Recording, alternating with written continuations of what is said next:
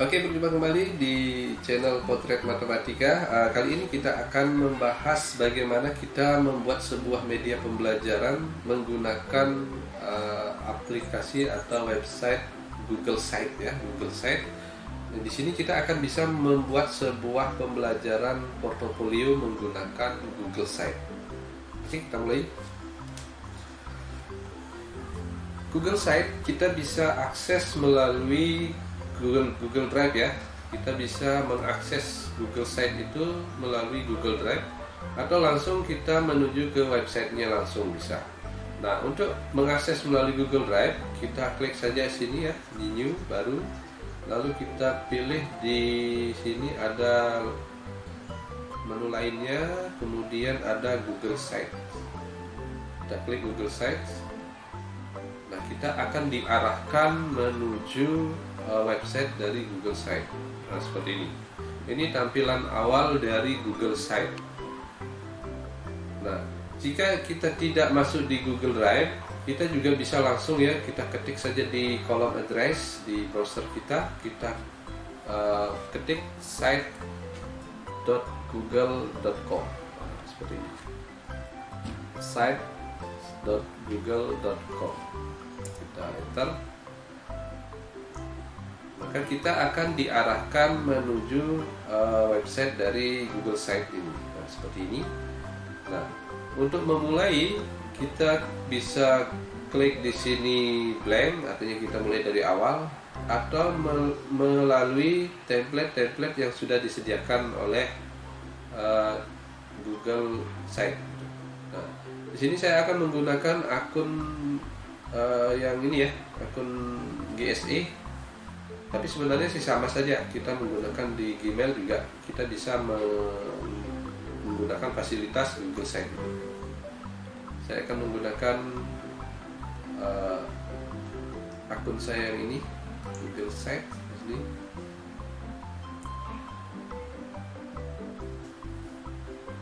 Google Site ya. Nah, kemudian berikutnya untuk memulai, di sini ada tombol tanda plus ya. Saya klik ini. Nah, maka saya akan diarahkan yang ke halaman yang tadi, yang dari Google Drive. Itu sama ya. Jadi ini sama. Nah, langkah awal yang akan kita lakukan adalah kita akan memilih sebuah tema ya, tema dalam website yang akan kita, atau site yang akan kita buat. Saya akan pilih satu tema. Di sini saya ada menu tema ya, tema, kemudian saya pilih tema yang ingin saya gunakan. Di sini saya akan menggunakan tema impresi. Nah, saya contohkan menggunakan tema impresi. Saya klik impresi. Lalu di bawahnya ini juga kita bisa mengatur ini ya, jenis font ya, jenis font yang kita gunakan. Misalnya seperti ini, saya menggunakan capital saja.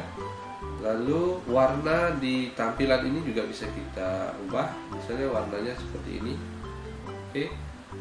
Nah, jadi kita sudah memiliki satu halaman ya.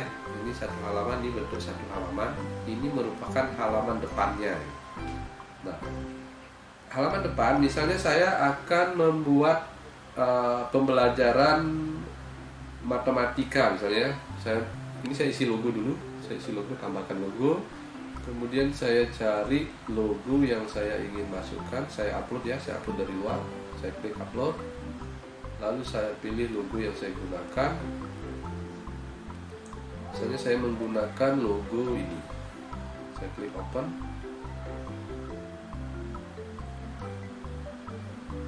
Kemudian sambil menunggu ya, kita juga akan bisa membuat favicon ya, atau tombol atau tampilan di sini, logo kecil seperti ini.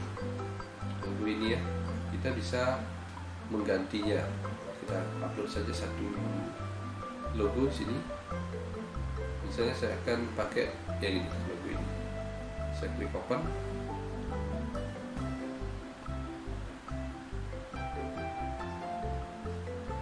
Nah, di sini sudah terupload ya logo dan faviconnya. Oke, jika sudah, saya tutup ini.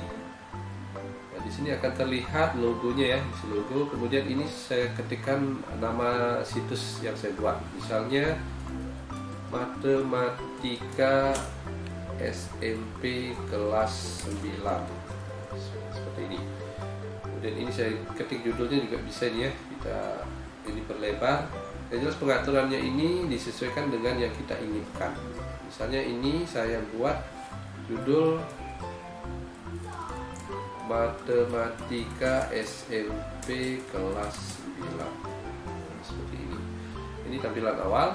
Ini header ini juga kita bisa ubah ya bentuknya ya, jenisnya kita ubah menjadi misalnya halaman penuh, jadi sampul ya.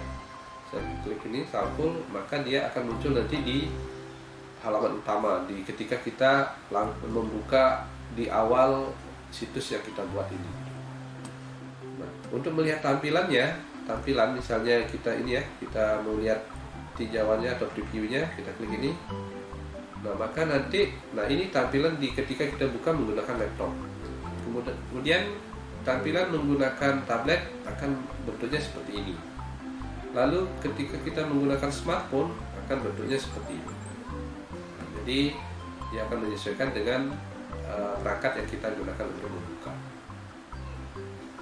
Kemudian yang berikutnya, ini adalah halaman utamanya ya, halaman mukanya, halaman depannya. Kita akan membuat sebuah menu-menu atau halaman-halaman lain yang kita isi nanti dengan materi atau indikator maupun kompetensi dasar dari topik yang akan kita ajarkan. Nah, caranya adalah di sini di menu halaman, di sini ada tanda plus di bawah, kita bisa menambahkan, kita klik halaman baru, kita tambahkan di sini misalnya sebuah halaman baru namanya materi bab 1 misalnya. Bab 1 misalnya persamaan atau bilangan berpangkat ya, bilangan berpangkat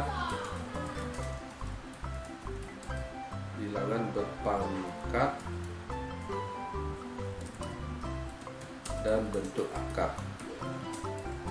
Ini bab 1 misalnya. Oke, saya klik selesai.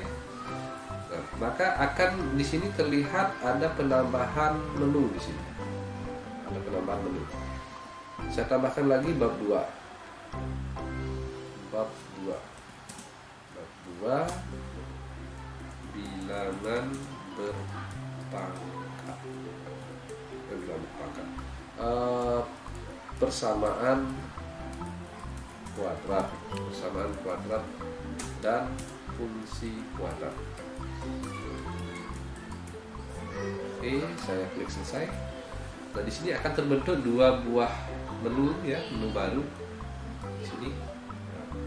Oke, kemudian saya tambah lagi halaman misalnya daftar pustaka.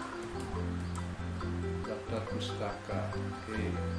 Lalu saya tambah lagi misalnya penyusun. Saya klik selesai. Nah, seperti ini. Maka akan terbentuk beberapa menu ya. Ketika dia tidak cukup, maka akan di sini dirapatkan. Oke, kemudian di dalam halaman ini kita juga bisa membuat sebuah sub halaman. Misalnya di bab 1 saya akan buat sub halaman ya, tambahkan sub halaman sini. Saya klik ini. Misalnya kompetensi dasar. Saya klik selesai. Maka akan terbentuk satu halaman di halaman induknya bab 1. Saya tambah lagi misalnya satu lagi, tambahkan sub halaman lagi materi ajar. Saya klik selesai, akan terbentuk seperti ini. Kemudian saya tambah lagi setelah materi ajar tugas misalnya. Saya klik selesai. Nah, terbentuk lagi tugas. Satu lagi misalnya saya buat evaluasi. Klik selesai. Nah, seperti itu. Oke, jika sudah selesai dibuat seperti ini, nah, ini bab 2-nya juga sama ya. Nah, kita juga bisa ini kita gandakan, juga bisa duplikat halaman. Selesai. salinan kita bawa, kita drag ya, kita drag bawa ke sini. Nah, seperti ini kita ubah namanya juga bisa, kita properties, kemudian ini kita ubah. Nah, seperti itu. Yang lain juga sama ya, ini juga bisa kita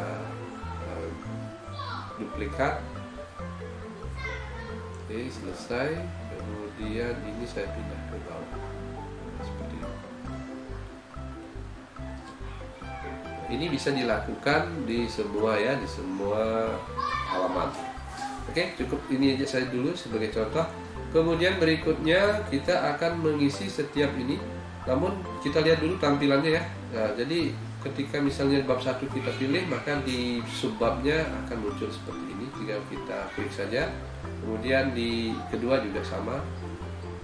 Yang lain juga sama. Nah, namun di sini kita juga bisa mengatur ini tampilannya berbeda gitu. Caranya di sini ada setelan. Nah, di sini ada mode ya, mode. Kalau mode atas artinya nanti menu itu ada di bagian atas ini, yang ini. Tetapi kita juga bisa memilih modenya itu samping. Kita klik ini, maka nanti menu yang di sini tadi pindah ke ini. Tinggal diklik ini, tampilkan, maka dia akan muncul di sini. Nah, seperti ini. Oke, jadi itu caranya. Itu nanti kalau pemilihan mode itu tergantung selera kita ya, selera kita. Misalnya kita klik bab 1 ini, maka muncul untuk sub halamannya. Jadi itu untuk setting tampilannya dulu. Kemudian berikutnya kita isi konten setiap halaman. Nah, untuk mengisi konten kita bisa menyisipkan beberapa hal di sini ya. Di sini ada menu sisipkan, kita klik ini. Nah, di sini kita bisa men-setting tata letaknya. Artinya tata tampilannya gitu ya, tampilannya. Kemudian kita juga nanti bisa menambahkan daftar isi, kemudian menambahkan tombol, pemisah dan lain sebagainya. Nah, bahkan kita juga bisa nanti mengimport atau menginsert, mengambil sebuah media dari luar, misalnya dari YouTube, kemudian dari peta dan dokumen yang lainnya. Begitu juga bisa dari formulir, kita buat evaluasi menggunakan formulir juga bisa kita lakukan di Google Site. Oke, itu tadi cara kita mendesain awal sebuah media pembelajaran portofolio menggunakan Google Site. Saksikan terus video-video berikutnya untuk membahas tentang bagaimana kita menyisipkan maupun kita mendesain sebuah konten pembelajaran yang ada di Google Site. Sampai jumpa.